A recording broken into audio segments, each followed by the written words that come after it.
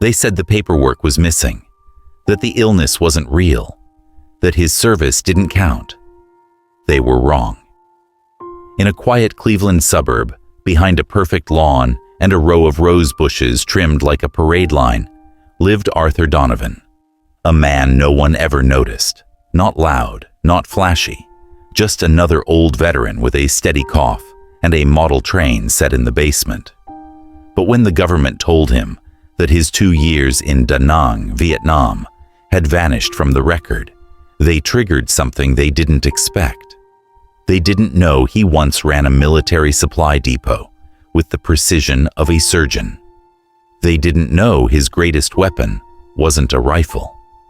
It was a ballpoint pen.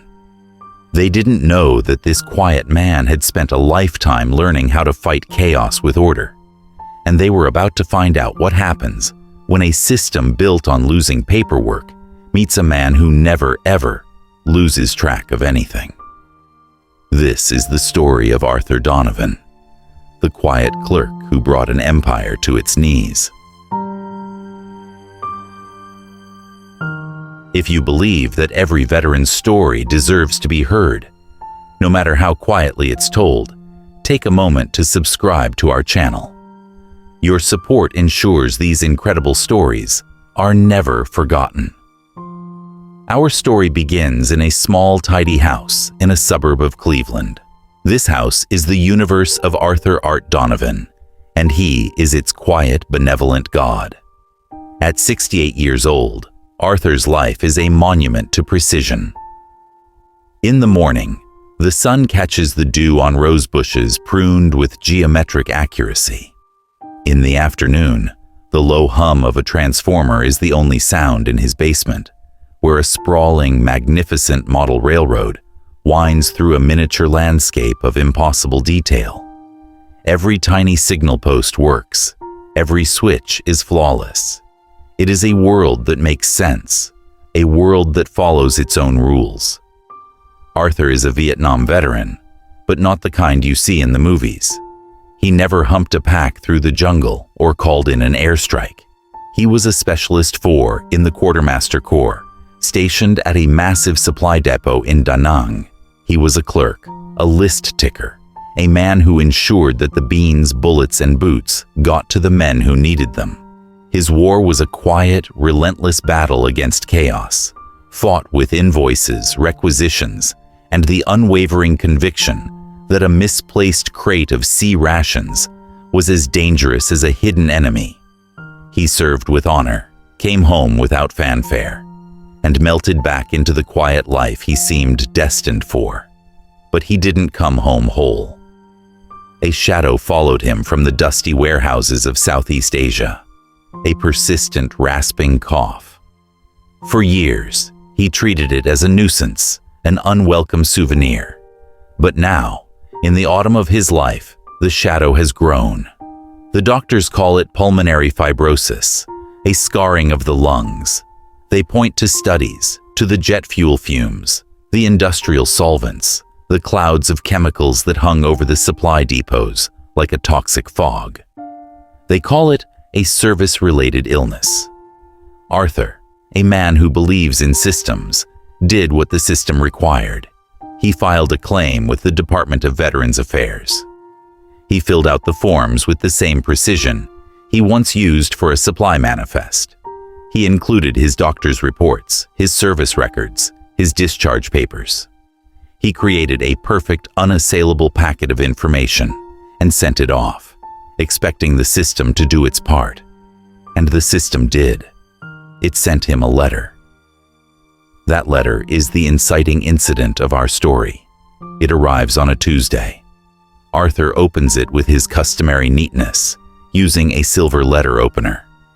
The paper is thick, official, but the words are a cold, hard slap.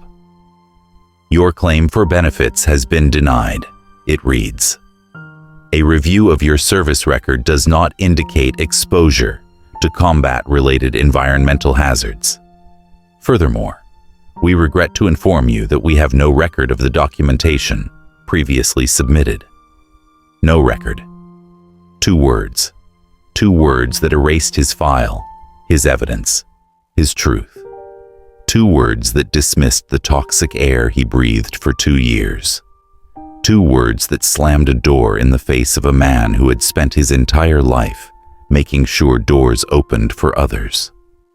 The letter trembles in his hand, the first sign of disorder in his meticulously controlled world. The cough that shakes his frame that night is deeper, more violent. It's the sound of a man not just fighting for breath, but fighting against erasure. This is the moment the story truly begins. This is the gap, the chasm between what a character expects and what the world delivers. Arthur expected the system he served to serve him. He expected the truth to matter. The system, in its cold bureaucratic heart, told him it didn't. The next morning, Arthur Donovan puts on his best sport coat, drives to the regional VA office and takes a number. He sits for 3 hours on a hard plastic chair, under the hum of fluorescent lights, watching the slow, agonizing ballet of bureaucracy. He is patient. He is respectful. He believes he can fix this with reason. When his number is finally called, he stands before a glass partition. Behind it, a woman with weary eyes listens to his story, her expression never changing. He explains the mistake. He offers to provide the file again. The clerk doesn't look up from her computer screen. "Sir, if you want to contest the decision, you'll have to refile. The system shows we don't have your paperwork." Arthur looks past her, at the mountains of manila folders stacked in precarious towers, at the overflowing bins, at the look of weary resignation on the faces of the other veterans in the room. He sees the chaos, he sees the overload, and he understands. His meticulous by-the-book approach has failed because he was playing by rules the other side had long since abandoned. They weren't just losing paperwork. The loss was the system. It was their shield. He walks out of that building, not with the fire of anger, but with the cold, clear light of understanding. He cannot fight them on their terms. He cannot expect them to find a single file in that mountain of chaos. He has to fight them on his terms. He goes home. He walks past his garden, past his immaculate living room, and down into the basement. He looks at his perfect miniature world, where everything runs on time, where every piece has its place. And then he turns to a dusty workbench. He pulls out a box of fresh index cards.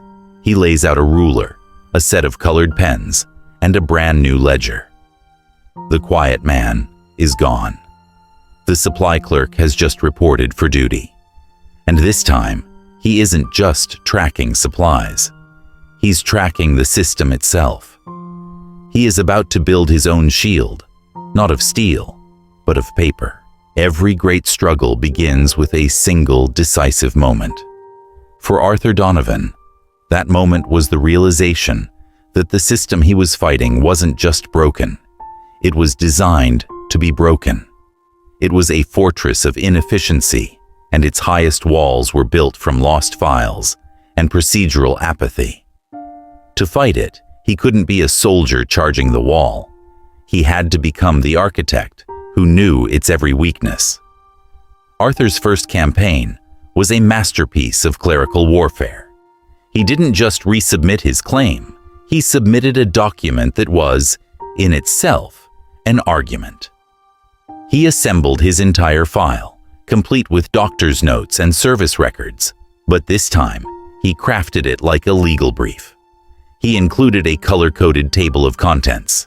He cross-referenced every document. He put each page in a plastic sleeve. He sent this formidable package via registered mail, requiring a signature, and included a stamped, self-addressed postcard to be returned as confirmation of receipt, per VA Regulation 7.14, subsection B. He expected this overwhelming display of order to shock the system into compliance. He believed that no one could possibly lose or ignore a file so perfectly constructed. That was his expectation. The reality was something far more insulting. Weeks later, a thin envelope arrived. Inside was another form letter, but this one was a new level of bureaucratic absurdity. The letter denied his claim, but it referenced a case number and a name that was not his. It was for a Walter P. Finnegan. The VA hadn't just lost his meticulous file. They had processed it, ignored it, and then stapled the denial to someone else's life. This was the gap that changed everything. It wasn't incompetence. It was a void. His attempt at perfect clarity had been answered with absolute systemic chaos. The humiliation was sharp, but what followed was a cold, burning resolve. Arthur went to his ledger, the one he'd labeled VA Procedural Failures. He opened it to the first page and, with his ruler-straight handwriting, he made his first entry. Item 1, final denial letter received, addressed to claimant, but references case. 78B42, Finnegan WP Violation of Privacy Act, Section 552A. He placed the letter in a new file. He was no longer just a claimant. He was an auditor. His next move was to the one place he knew, the one place he felt a sliver of belonging, his local VFW post. It was a dim, wood-paneled place that smelled of stale beer and old stories. Here, the currency was combat. The men traded stories of Khe Sanh, of the Tet Offensive, of patrols in the A Shau Valley. Arthur, the supply clerk, had always been a listener, but now he came with a mission. He didn't ask about their wounds or their nightmares. He asked about their paperwork. He approached a tough old Marine named Sal, a man with a chest full of ribbons and a voice like gravel. Sal, Arthur began, when you filed your claim for your hearing loss, did they send you a confirmation of receipt? A VA Form 211960? Sal just grunted. Paperwork. Kid, I was too busy taking hills to worry about paperwork. This was the initial reaction. Dismissal. The ingrained hierarchy of the soldier over the clerk. But Arthur was persistent. He pulled a thick binder-bound book from his briefcase. It was the VA's own code of federal regulations. He opened it to a marked page. It says right here, Arthur said, his voice steady, that upon receipt of a claim, the regional office is required to provide a confirmation within 10 business days. It's their own rule. A few other men drifted over, drawn by the novelty of it. A conversation about regulations, not firefights. A younger vet, a guy named Miller, who'd served in Desert Storm, peered at the book. Let me see that. Arthur didn't just let him see it. He explained it. He talked about document chains of custody, about filing protocols, about the paper trail that was supposed to exist for every single veteran. He wasn't talking about his cough or their pain. He was talking about their process, and that's when the dam broke. The gap wasn't just Arthur's, it was theirs too. Sal, the tough Marine, finally spoke up, his voice lower now. They lost my damn records 3 times, told me I had to get new audiology tests each time I pay out of pocket. Miller chimed in. They told me my tinnitus wasn't service-related. I was an artilleryman, for Christ's sake. Another man, quiet until now, added, they denied my wife's survivor benefits, said they had no proof I was in country on the day I died from Agent Orange exposure. The irony was crushing. The man was sitting right there. The stories poured out. A torrent of frustration, a shared history of bureaucratic brick walls and casual dismissals. These were men who had faced down enemies with guns, who now found themselves defeated by men with clipboards. Arthur had expected skepticism. Instead, he found a forgotten platoon, wounded not on the battlefield, but in the waiting rooms and mailboxes back home. Arthur's small house became their field headquarters. The magnificent model railroad in the basement now shared space with a new, far more important construction. On a huge corkboard, Arthur erected a master tracking chart. He used the same system he'd used in Da Nang to track ammunition. Columns were drawn with a yardstick, veteran's name, file date, claim type, acknowledgement status, YN, denial reason, procedural errors cited. Each entry was made on a small colored index card. It started with a handful of names from the VFW post, but word travels fast in the veteran community. Men who hadn't been to the VFW in years started showing up at Arthur's door. He started getting calls from other towns. His chart grew. The wall of corkboard became a mosaic of systemic failure, a beautiful, terrible tapestry of neglect. The green cards were for lost paperwork. The yellow cards were for improper procedure. The red cards were for final, inexplicable denials. The wall was covered in yellow and red. To keep everyone informed, Arthur started a newsletter. He typed it on his old Royal typewriter and ran off copies at the local library. He called it the Quartermaster's Ledger. It didn't have stories of heroism. It had updates. Frank G's file from June 23 still unacknowledged. We are citing Regulation 4.1a. Attention. The regional office is now using Form 214138 for supplemental claims. Be advised that 214142 is obsolete. He was arming them, not with anger, but with knowledge. He was teaching them that the system's most powerful weapon, its own complexity, could be turned against it. The quiet clerk was becoming a general, and his soldiers were the forgotten men. His maps were their rejected claims, and his plan of attack was nothing less than the system's own rulebook. The risk was enormous. This was consuming his life, his time, and what little money he had. But looking at the wall, at the names, at the ordered, undeniable proof of a promise broken, Arthur Donovan knew it was the only war that mattered now. In the world of bureaucracies, there are two kinds of problems: the kind you solve and the kind you make disappear. For men who build their careers on the smooth, predictable functioning of the machine, a squeaky wheel isn't a call for oil. It's a threat to be silenced. Arthur Donovan and his growing band of forgotten veterans were becoming a very loud squeak. Their strategy was precise. They bundled together the 15 strongest cases, the ones with the most egregious, easily documented procedural failures. They didn't write an angry letter. Arthur composed a cover sheet that read more like a corporate audit. It was dry, factual, and devastating. It cited dates, regulations, and response times, or lack thereof. It didn't plead for compassion. It demanded accountability. This package was sent, registered mail, directly to the office of the regional VA director, a man named Marcus Henderson.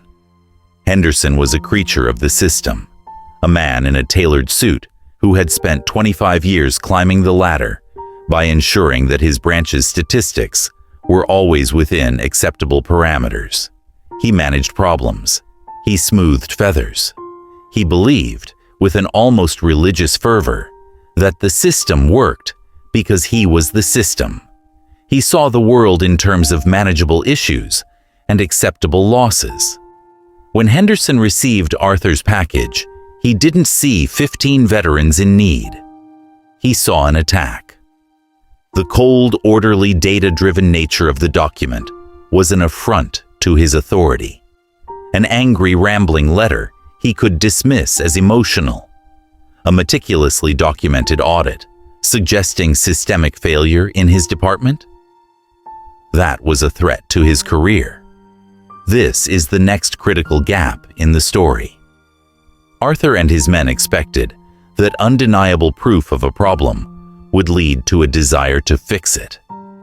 They still believed, on some level, in the integrity of the institution. But Henderson's world wasn't about integrity. It was about power. And his reaction was not to address the problem, but to crush the man who had exposed it. His response was silence. The VA did not acknowledge the package. Weeks turned into a month. The men grew restless. Then, Henderson made his move. It wasn't a letter or a phone call. It was a black sedan that pulled up to Arthur Donovan's curb one quiet afternoon.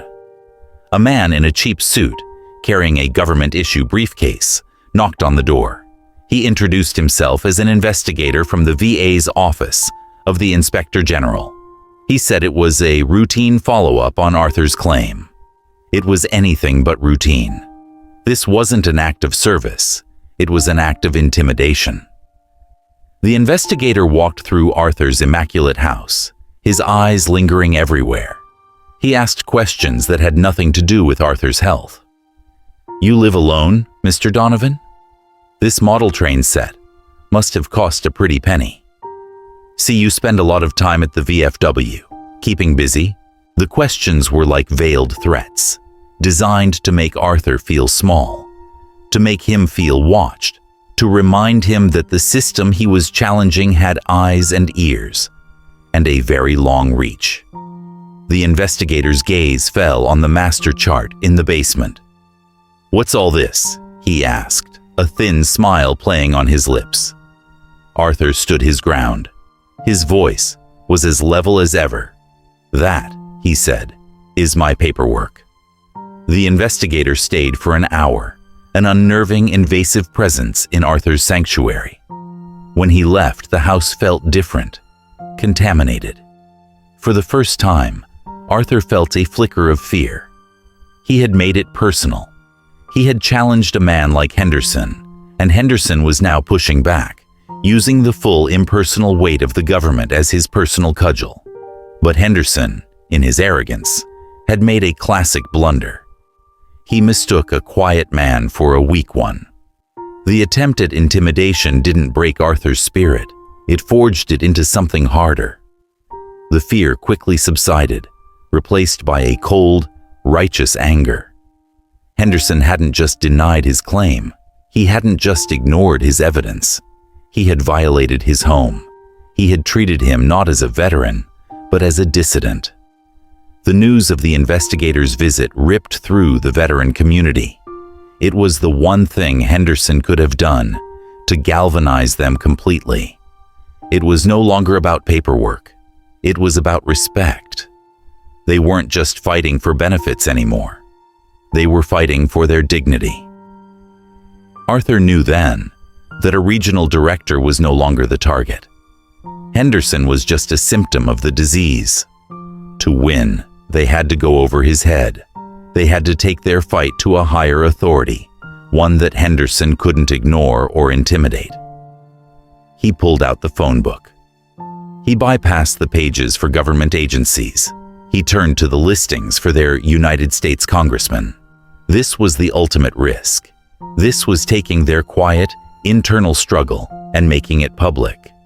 If they failed here, if they were dismissed as cranks or malcontents, Henderson and the entire VA system would close ranks. Their files would be buried so deep they would never see the light of day. They would be branded as troublemakers, their claims forever tainted. There would be no second chances. Arthur gathered the men at the VFW. He laid out the plan. He explained the risks. He told them that from this point forward, there was no turning back. They were no longer just filing claims. They were building a case against the system itself. And they were about to knock on a door in Washington. Looking at the faces of the men around him, the ex-Marine, the artilleryman, the Desert Storm vet, men who had faced far greater dangers for far less reason, he saw his answer. There was no dissent. The battle lines were drawn.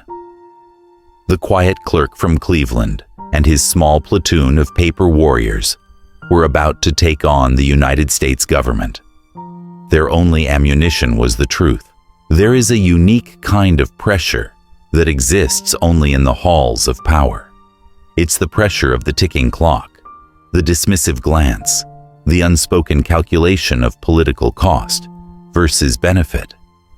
It's a world where truth is a currency that is only valuable if it can be spent. Arthur Donovan and his men were about to walk into that world, armed not with threats or promises, but with a stack of index cards and a meticulously drawn chart. Their entire war had come down to a single 15-minute meeting. Getting the meeting hadn't been easy. It took weeks of persistent, polite phone calls, not to the congressman himself, but to his district office. Finally, out of sheer exhaustion, his scheduler had granted them a slot. Not with the congressman, but with a junior legislative aide, a young man named David Chen. This was their crisis, the final dilemma before the story's climax. They had one shot to make their case to a young, ambitious aide who had likely heard 100 sob stories that week. How would they use their precious 15 minutes? Sal, the Marine, argued for fire and passion. "We gotta let 'em have it, Art. Tell 'em what it's like. Tell 'em men are dying while they're cashing their paychecks." The other men agreed. They wanted to vent their years of frustration, to tell their stories with the raw emotion they felt. They wanted David Chen to feel their pain. Arthur listened patiently.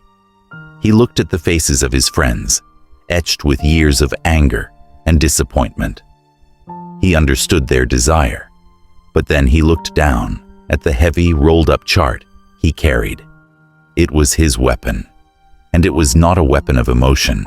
It was a weapon of pure, cold, undeniable logic. To use it, he had to be what he was. He couldn't be the fiery protester they wanted him to be. He had to be the supply clerk. This was his choice, to trust his own nature, to believe that the most powerful argument wasn't in how they felt, but in the facts they had gathered. The congressman's office was quiet, tastefully decorated, a world away from the chaotic VA waiting room. David Chen was exactly what they'd expected. Young, sharp, dressed in a suit that cost more than Arthur's monthly mortgage, and radiating an aura of polite impatience. "Gentlemen," Chen said, glancing at his watch, "thank you for coming. The congressman is on a tight schedule. You have 15 minutes. Sal started to speak, his voice rising with passion, but Arthur put a calming hand on his arm. "Thank you for your time, Mr. Chen," Arthur said, his voice quiet but clear. "We won't need that long." Arthur didn't sit. He walked to the long conference table and, with the help of Miller, he unrolled his master chart. It covered the entire polished surface of the table, a stunning, complex mosaic of colored index cards and ruled lines. David Chen leaned forward, a flicker of curiosity breaking through his professional shell. Arthur did not begin with a story of suffering. He didn't mention his cough. He didn't speak of combat or camaraderie. He simply pointed to the top left corner of the chart. "Mr. Chen," he began, "this chart represents the claim histories of 37 veterans in your district over the last 24 months. This first column is the veteran's name. This second is the date of initial claim submission." He moved a finger along the first row. "Let's take Mr. Salvatore Bellini. Initial claim filed October 12th, 2 years ago. Per VA Code of Federal Regulations, Section 714, a confirmation of receipt is required within 10 business days. Column 3, acknowledgement status, remains negative. No receipt was ever sent." He continued, his voice never rising, never betraying a hint of emotion. He was simply a man reporting an inventory. Moving to column 5, denial reason.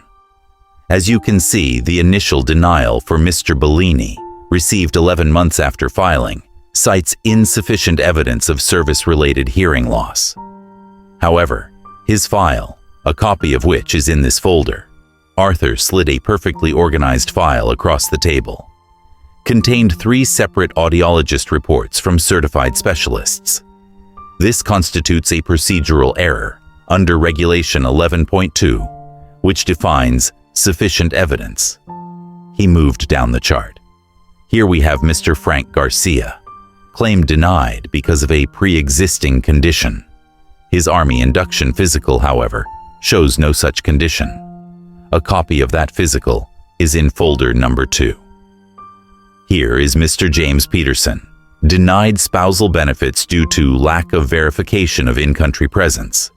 Mr. Peterson's DD 214, tab C in folder 3, shows 2 tours of duty, including service during the Tet Offensive. It was devastating.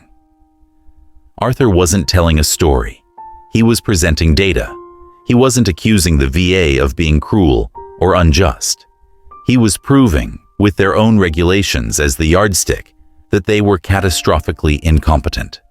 He used their language: cohort, deviation, non-compliance, procedural failure. He had taken their bureaucratic shield and reforged it into a spear. The passion the other men wanted to show would have been easy for Chen to dismiss. It was just noise. But this was different. This was data. This was a weapon. The aide was no longer looking at a group of disgruntled old men. He was looking at a political firestorm, gift-wrapped in the language of a government audit. A story of systemic government failure in a congressman's own district. A story that could be proven, not with tears, but with the government's own documents. That was a story that could make a career. The 15 minutes were long up. David Chen had stopped looking at his watch. He stared at the chart, then at the quiet, unassuming man who had created it. He saw Arthur, truly saw him for the first time, not as a victim, but as a brilliant, unexpected, and highly effective strategist. Chen slowly stood up. He walked around the table, his eyes tracing the lines and the cards. He was silent for a full minute. Finally, he looked at Arthur. His tone was different now. It was filled with a new, profound respect. "Mr. Donovan," he said, "leave the chart and the folders, leave it all. I will make sure the congressman sees this. Today."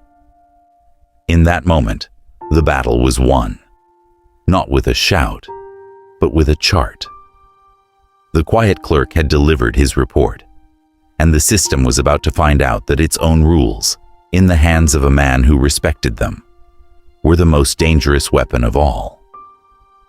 We often think of changing the world as a noisy affair, full of marches and speeches, but as Arthur Donovan proved, sometimes the most revolutionary act is to simply do your job with such unyielding precision that the world has no choice but to change around you. If stories like this, stories of quiet power and profound impact, are what you come to YouTube for, let us know in the comments below. We read everyone.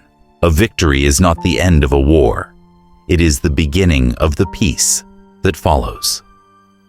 For Arthur Donovan and his platoon of forgotten veterans, the meeting in the congressman's office was their beachhead. The weeks that followed were the slow, steady advance of a truth that could no longer be denied. What David Chen, the young aide, saw in Arthur's chart was not just a problem, but an opportunity. The congressman, a savvy political operator, saw it too. It was a local story with national implications, a perfect narrative of a forgotten hero standing up to a failed bureaucracy. He didn't just look into it, he championed it. The first tremor was a series of hushed, panicked meetings at the VA regional office. The second was an official public announcement from the congressman's office, heralding a full formal inquiry into the procedural and administrative failures at the local VA, citing a meticulously documented dossier submitted by concerned veterans. Henderson, the career bureaucrat who had tried to intimidate Arthur, was called to account. He found himself on the defensive, his shield of statistics shattered by the simple human facts on Arthur's chart. The story became a local media sensation. A television news crew came to Arthur's house.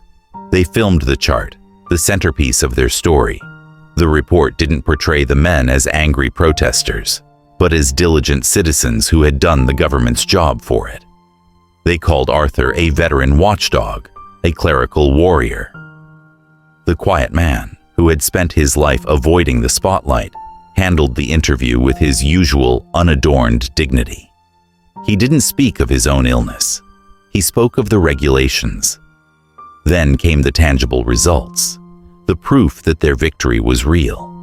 It came not in a single grand announcement, but in a quiet flood of thin white envelopes arriving in mailboxes across the county.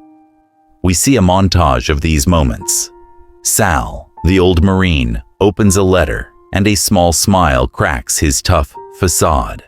An approval for his hearing aids. Miller, the artilleryman, gets a letter confirming his tinnitus is now considered service-related, backdated. The widow of the man who died from Agent Orange exposure weeps as she holds a letter restoring her survivor benefits. Each letter is a quiet explosion of justice, a life-changing correction. The red and yellow cards on Arthur's wall are slowly, one by one, replaced with blue ones. Blue for case closed, approved. The emotional climax of the story, however, doesn't happen in an office or in front of a camera. It happens where it all began, the VFW post. Arthur walks in one evening just as he always has. But this time, the usual hum of conversation falters. The men at the bar turn. The guys playing pool put down their cues. The room goes quiet, but it's not the quiet of indifference. It's the quiet of respect. Sal walks over to Arthur. He doesn't say much. He just puts a hand on his shoulder. "Art," he says, his voice thick with emotion. "You did good, kid. You did real good." One by one, the other men come over, shaking his hand, patting his back. These are men who measure a person by their actions, not their words. In their eyes, the supply clerk, the man they once overlooked, is a hero. He didn't take a hill, but he moved a mountain. He had restored not just their benefits, but their faith that someone, somewhere, was willing to fight for them. And finally, our story comes full circle, back to the small, tidy house where it started. An envelope is in Arthur's mail. It's from the VA. He opens it. Inside is a formal letter of apology and the official final approval of his own claim. He reads it, and a slow, genuine smile spreads across his face. It's not a smile of triumph, but of satisfaction. The system has finally been held accountable to its own rules. The ledger is balanced. He walks into his office and places the letter neatly on his desk. He doesn't frame it. It is not a trophy. It is simply a piece of paper that confirms a truth he already knew. The war is over. He goes down to his basement. The lights hum over the miniature world of his model railroad. He picks up a tiny, perfectly painted building, a supply depot. With the delicate precision of a surgeon, he places it on the layout, right next to the tracks. He flips a switch. The small train begins to move, glides silently down the track, and pulls up to the depot, stopping exactly where it should. On time. Everything in its place. Arthur Donovan watches his perfect, orderly world, and for the first time in a very long time, he takes a deep, clear breath. The story of Arthur Donovan is a powerful reminder of a timeless truth. Heroism comes in many forms. It is not always loud. It does not always carry a weapon. Sometimes, the most heroic act is an act of quiet, unyielding persistence. It is the courage to believe in the rules when no one else does. It is the strength to demand that a promise made is a promise kept. Arthur's unique non-combat skill, the very thing the system dismissed, became his greatest weapon. He didn't just win his case. He restored dignity to men who had been forgotten. He proved that true service, true honor, is not about where you were stationed or what your title was. It's about doing your job with integrity, whether that job is on the front lines or in a quiet room, surrounded by paper. There are Arthur Donovans all around us. They are our fathers, our grandfathers, our neighbors. They are the quiet giants who hold our world together with their silent sense of duty. Their stories are the bedrock of our nation, and they deserve to be told. Thank you for joining us for this story. If it moved you, please consider sharing it with someone you know. And as always, subscribe to NX Incredible Stories as we continue to shine a light on the heroes who live in the quiet places, whose victories change the world, one piece of paper at a time.